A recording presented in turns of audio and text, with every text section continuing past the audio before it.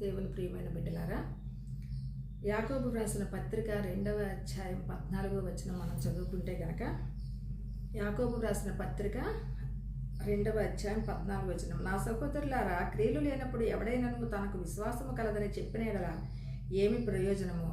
అట్టి విశ్వాసము అతన్ని రక్షింపగలదా? సహోదరుడైనను సహోదరి అయినను దిగంబరులై ఆనాటికి భోజనము లేక ఉన్నప్పుడు మీలో ఎవడైనను శరీరమునకు కావలసిన వాటిని ఇయ్యక సమాధానముగా వెళ్ళుడి, చలి కాచుకొనుడి, తృప్తి పొందుడని చెప్పిన యెడల ఏమి ప్రయోజనము? అండ్ ఇక్కడ మనం చూస్తే 3 మాటలుగా మనకు తెలుస్తున్నాయి. ఏంటంటే, క్రియలు లేని ఉట్టి మాటలండి. మనం పని ఏదైనా మన చేతితో సహాయం చేసి మనం వాళ్ళకి కనుక క్రియ ద్వారా మనం కనుక వాళ్ళకి సహాయం చేస్తే దానివల్ల వాళ్ళకి మేలు కలుగుతుంది. అంతేగాని ఉట్టి నోటి మాటలు చెప్పి పంపించేయటం వల్ల ప్రార్థన చేస్తున్నాం మీ గురించి అని చెప్పి చాలామంది అంటూ ఉంటారు.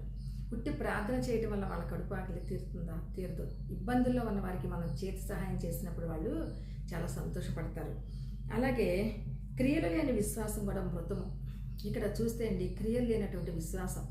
మనం రాహాబు విషయం చూస్తే కనుకండి, రాహాబు వేసైనప్పటికీ కూడా తను మరి ఆ యొక్క వేగుల వారిని దాచిపెట్టిందండి ఆవిడ. వాళ్ళు శ్రమలో ఉన్నప్పుడు వాళ్ళని చంపేయటానికి వాళ్ళ వెనకాల శత్రువులు వస్తున్నప్పుడు ఆ రాహాబు వాళ్ళని కాపాడింది. ఆమె ఇంట్లో దాచిపెట్టింది, ఆమె సహాయం చేసింది. ఎంత గొప్ప క్రియ చూడండి. ఆ విషయం తెలిస్తే కనుక, మరి ఆ వేగులు వారిని దాచిపెట్టిందన్న విషయం తెలిస్తే ఆమెను కూడా చంపేసేటటువంటి పరిస్థితి. చంపినా పర్వాలేదు కానీ ఆ వేగులు వారిని దాచిపెట్టాలి కొంత దేవుడి ద్వారా పంపించిన బిడ్డలు అని చెప్పి ఆమె ఎంతగానో వాళ్ళకి సహాయం చేసింది. అటువంటి విశ్వాసం గొప్పదండి. మరి అలాగే చూస్తే అబ్రహాము యొక్క విశ్వాసం అంటే క్రియలు కలిగినటువంటి విశ్వాసం. మనం చూస్తే అబ్రహాము జనములకు తండ్రి, ఆయనకి ఏకైక కుమారుని ఇచ్చారు దేవుడండి. ఇస్సాకును ఒక్కడే పుట్టాడు. మరి లేక కలిగినటువంటి బిడ్డ ఎంతో గారాభంగా పెంచుకుంటున్నప్పుడు దేవాది దేవుడు మరి ఆయనకి తన బలిగా అర్పించమని అడిగినప్పుడు అబ్రహాము వెనుకంజ వేయకుండా దేవుని మాటకు లోబడిన వాడిగా మనం చూస్తాం.